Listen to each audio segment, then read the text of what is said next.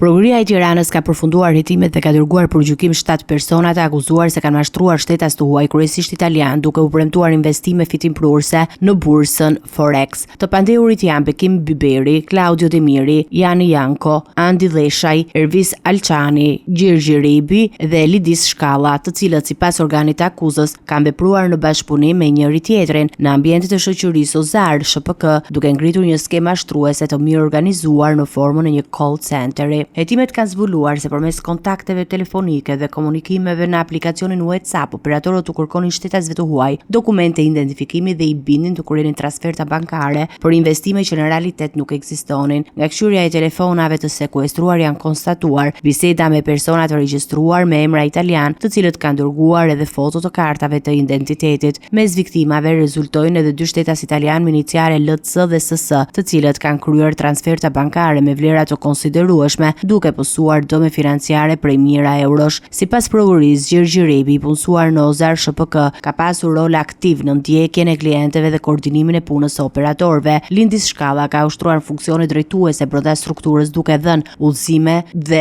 ndarë detyrat, ndërsa Ervis Alçani, në cilësinë e administratorit ligjor të shoqërisë, akuzohet se nuk ka marrë masa për të parandaluar përdorimin e kompanisë për veprimtari të palishme. Andi Dheshaj, sipas akuzës, ka marrë pjesë drejt për drejt në veprimet mashtruese dhe në mbështetjen e operatorëve, ndërsa Bekim Byberi dhe Claudio Demira janë konstatuar pranë ambienteve të Ozar SHPK në momentin e ndërhyrjes së policisë. Jani Janko ka qenë përgjegjës për zgjidhjen e problemeve teknike të operatorëve dhe supervizorëve. Prokurori i akuzon të 7 për veprën penale të mashtrimit, ndërsa çështja pritet të shqyrtohet në gjykatë në seancat në vijim.